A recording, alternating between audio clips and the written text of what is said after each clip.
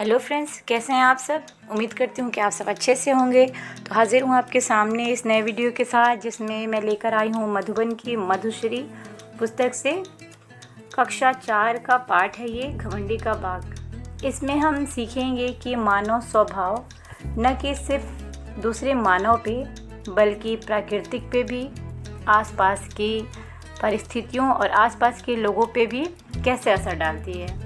कैसे कोमल मन और कोमल भावनाएं केवल व्यक्ति ही नहीं अपितु प्रकृति भी बहुत पसंद करती है। आसपास का माहौल जो है या आसपास के लोग, हर किसी को कोमल मन और कोमल भावना ही पसंद है। जैसे कि प्यार से बोलना, प्यार से एक दूसरे के साथ रहना हर किसी को अच्छा लगता है। जैसे मान लीजिए अगर कोई सामने वाला हमसे प्यार से रह रहा है तो हम तो उसके साथ बहुत प्यार से रह लेंगे, लेकिन अगर सामने वाला थोड़ा सा चिड़चिड़ाया या थोड़ा सा गुस्सा हुआ तो क्या हम उसके साथ प्यार से रह पाते हैं?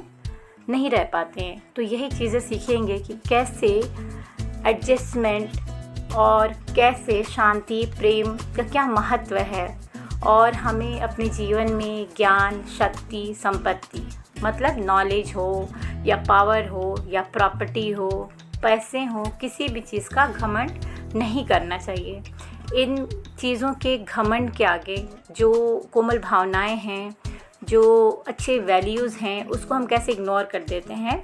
उन चीज़ों को हम सीखेंगे कि कैसे अच्छी चीज़ों को हमें अपनाना है, अच्छी भावनाओं को, अच्छे मैनर्स को अपनाना है और घमंड जैसी चीज़ों से हमें दूर रहना है। तो इस पाठ का नाम है घमंडी का बाग। जैसे कि समझ में आ रहा है चैप्टर के नेम से ही कि पाठ का जो नाम है घमंडी का बाग, तो एक इंसान है जो बहुत ही घमंडी है और उसके पास बहुत ही प्यारा सा बाग है। तो देखते हैं कि एक जो घमंडी इंसान है वो कैसे बच्चों की भावनाओं से प्रेरित होके उसके अंदर कोमल भावनाएं आ जाती हैं। तो इसको सीखेंगे। तो सबसे पहले हम पाठ को पढ़ेंगे। स्कूल से लौटकर सभी बच्चे घमंडी के बाग में खेलते थे।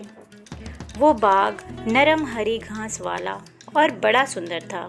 पेड़ की टहनियों पर चिड़िया गाती तो बच्चे उन्हें सुनने के लिए खेलना बंद कर देते थे। यहाँ हम कितने खुश हैं, वो एक दूसरे से कहते। एक दिन घमंडी वापस आ गया। उसने अपने बाग में बच्चों को खेलते देखा। तुम सब यहाँ क्या कर रहे हो? वो चिल्लाया। सारे बच्चे वहाँ से भाग गए। ये मेरा बाग है और ये सिर्फ मेरे लिए है, घमंडी ने कहा। उसने बाग के चारों ओर एक ऊंची चारदीवारी बनाई। उसके बाहर एक बोर्ड टांग दिया, बाग में आना सख्त मना है।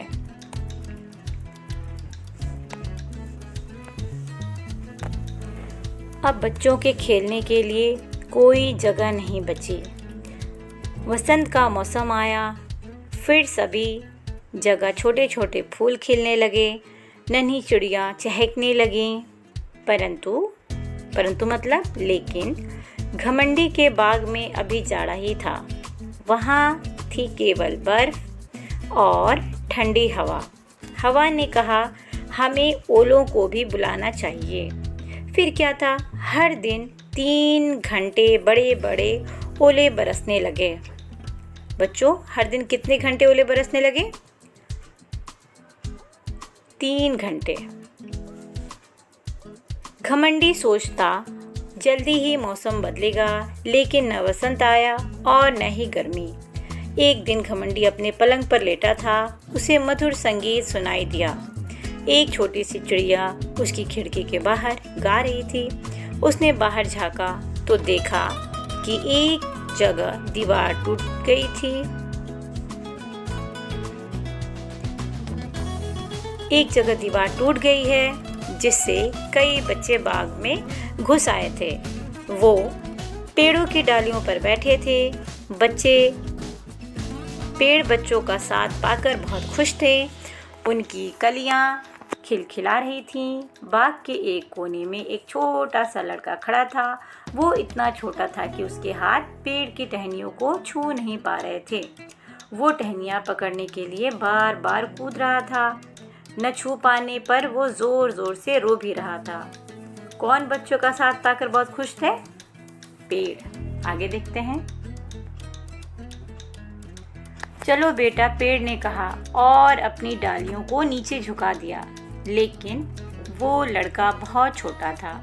ये सब देखकर घमंडी का दिल पिघल गया। मैं कितना बुरा हूँ, घमंडी ने सोचा। अब मुझे पता चला कि बसंत मेरे बाग में क्यों नहीं आया। मैं उस छोटे लड़के को पेड़ पर बिठा दूंगा। उसके बाद मैं इस चार दीवारी को भी गिरा दूंगा, जिससे बच्चे मेरे बाग में आकर खेलते रहें। घमंडी को अपने किए पर बहुत पछतावा हो रहा था। वो दबे पांव बाग में पहुंचा, परंतु बच्चे उसे देखते ही वहां से भाग गए। सिर्फ एक छोटा लड़का नहीं भागा। घमंडी चुपके से उसके पीछे गया और उस लड़के को प्यार से उठाकर पेड़ पर बैठा दिया। छोटे लड़के ने खुशी से अपने हाथ फैलाए और घमंडी के गले में डाल दिए। बाकी बच्चों को भी लगा कि अब घमंडी बदल गया है। बच्चों, यह बाग अब तुम्हारा है, घमंडी ने कहा। किसने कहा? घमंडी ने। लोगों ने देखा बगीचे में बच्चों के साथ घमंडी खेल रहा है। अब उसके बाग में भी वसंत आ चुका था। बच्चे रोज छुट्टी के बाद बाग में खेलने लगे। अब घमंडी कहने लगा, मेरे बाग में बहुत से सुंदर फूल हैं, लेकिन इनमें सबसे सुंदर फूल तो ये बच्चे ही हैं।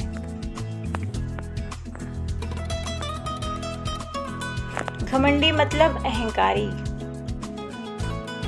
नरम मतलब मुलायम या सॉफ्ट, चार दीवारी मतलब किसी स्थान के चारों ओर सुरक्षा के लिए खींची गई दीवार, बोर्ड मतलब तख्ती, सख्त मतलब बिल्कुल या स्टिक, जाड़ा मतलब विंटर या सर्दी, ओले मतलब पानी के जमे हुए जैसे बर्फ के गोले, जल्दी शीघ्र या क्विकली, मधुर मनभावन या प्लीजिंग, कलियां फूल खिलने से पहले की अवस्था, मतलब फूल जो खिल जाते हैं उससे पहले की जो उसकी स्थिति है उसे कहते कलियां।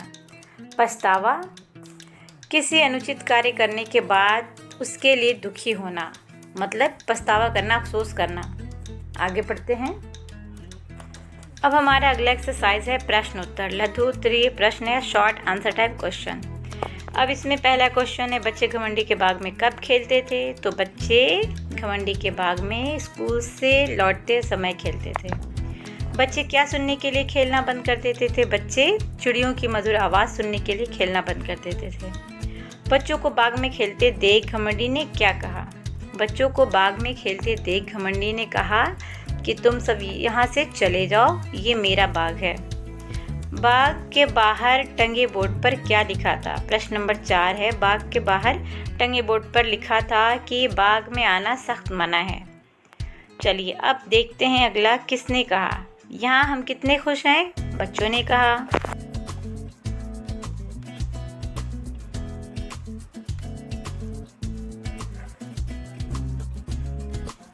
तुम सब यहाँ क्या कर रहे हो? घमंडी ने कहा। हमें ओलों को भी बुलाना चाहिए, हवा ने कहा।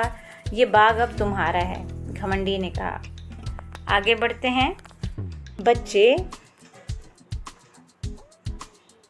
स्कूल से लौटकर सभी बच्चे घमंडी के बाग में खेलते थे। वो बाग नरम और यहाँ हम फिल भी कर देते हैं कि स्कूल से लौटकर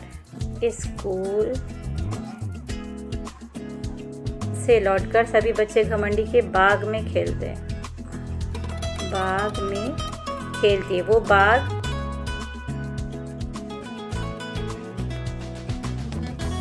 वो बाग नरम हरी घास वाला बड़ा सुंदर था। पेड़ की टहनियों पर चिड़िया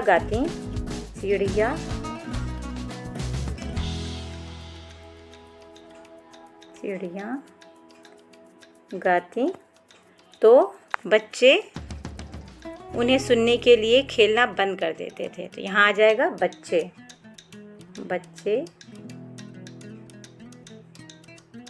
उन्हें सुनने के लिए खेलना बंद कर देते थे। आगे बढ़ेंगे, देखेंगे वसंत के मौसम में घमंडी के बाग और अन्य स्थानों में क्या अंतर था। वसंत के मौसम में घमंडी के बाग में फूल नहीं खिले थे, जबकि अन्य स्थानों पे छोटे छोटे फूल भी खिल गए थे और बसंत आ गया था, लेकिन घमंडी के बाग में अभी तक जाड़ा ही था। क्या, दूसरा प्रश्न है, क्या देखकर घमंडी का दिल पिघल गया?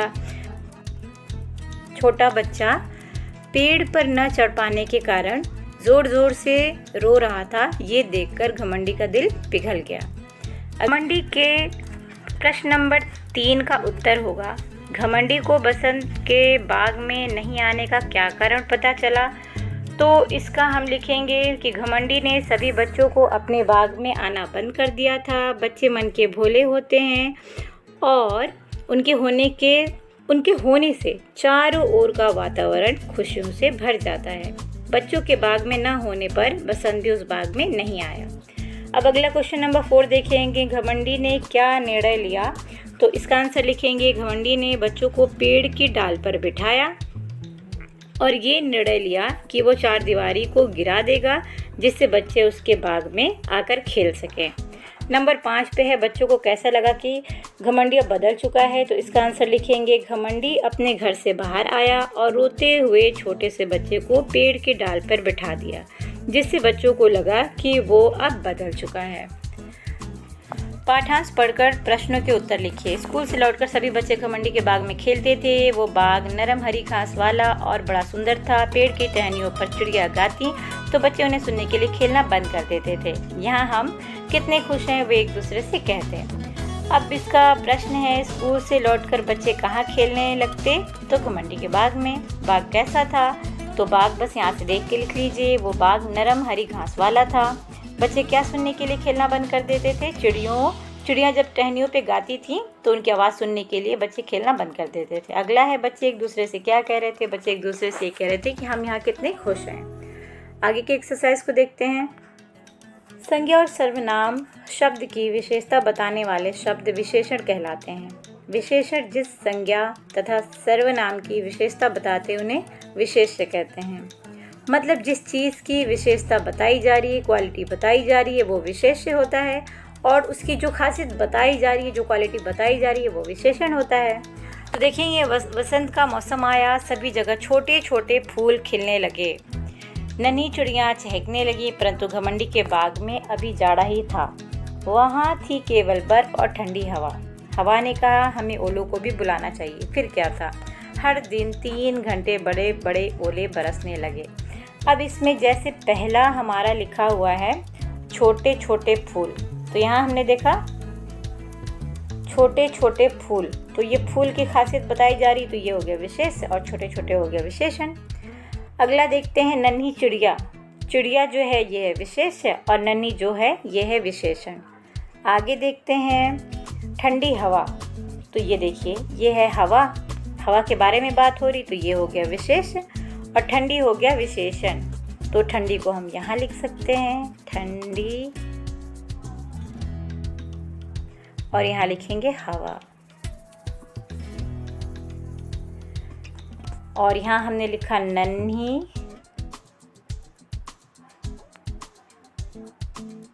और यहाँ लिखेंगे चिड़िया।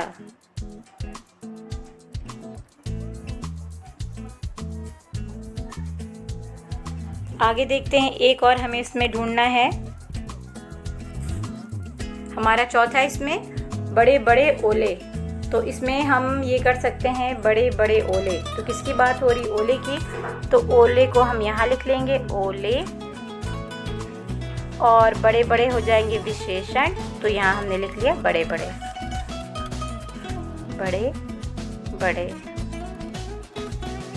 ठीक, तो पहला था हमारा नन्ही चिड़िया, दूसरा हो गया हमारा ठंडी और हवा, और हो गया बड़े बड़े ओले, और चौथा यहाँ ऑलरेडी दिया हुआ है। आगे बढ़ते हैं, वर्ण विच्छेद। बच्चों, अगर इसे विशेषण और विशेष्य को आपको डिटेल में पढ़ना होगा तो इसका लिंक डिस्क्रिप्शन में दे दिया जाएगा, आप वहाँ जाके पढ़ सकते हैं। आगे बढ़ते हैं, वर्ण विच्छेद कीजिए। इसमें दिया हुआ है नरम चिड़िया लड़का बगीचा, तो इसमें भी इसका भी वीडियो बहुत डिटेल में बना दिया गया है। अगर आप इसको सीखना चाहें तो मेरे चैनल पे जाके इसको देख सकते हैं कि वर्ण विच्छेद के क्या रूल हैं, इसको कैसे किया जाता है।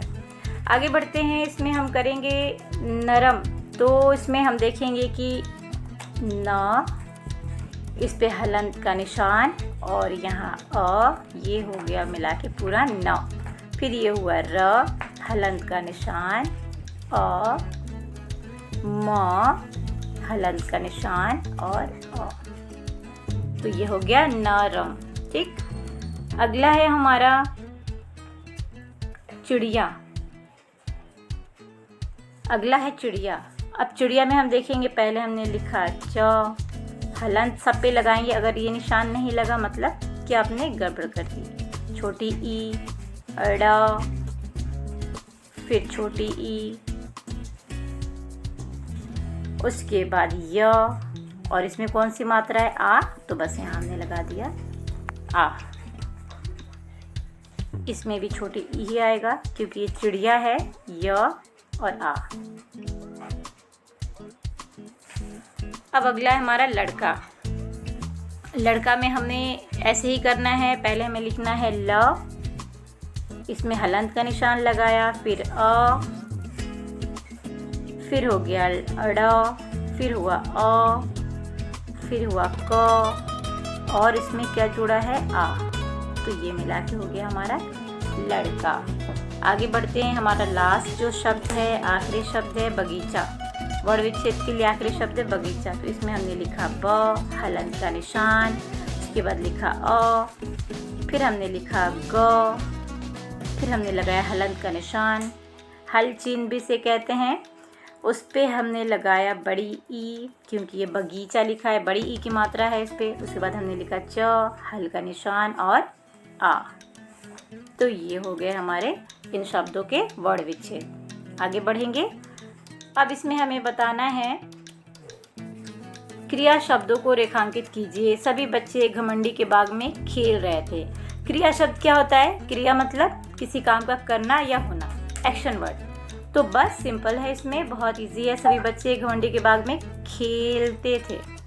एक दिन घमंडी वापस आ गया। एक छोटा लड़का खड़ा था, उनकी कलियां खिलखिला रही थीं। बच्चे रोज छुट्टी के बाद खेलने लगे। तो जो काम इसमें हो रहा है वो क्रिया है। सभी बच्चे घमंडी के बाग में खेलते थे। एक दिन घमंडी वापस आ गया, तो जिसके नीचे अंडरलाइन किया गया है वो क्रिया शब्द है। तो बच्चों ये रहा हमारा पाठ और इसके एक्सरसाइजेस। तो उम्मीद करती हूँ कि आप ये चैप्टर को पढ़ के समझ पाएंगे। मिलेंगे अगले चैप्टर के साथ, अगले पार्ट के साथ, अगले वीडियो में। तब तक के लिए आप अपना ख्याल रखिए, पढ़ते रहिए, आगे बढ़ते रहिए। अलविदा। शेर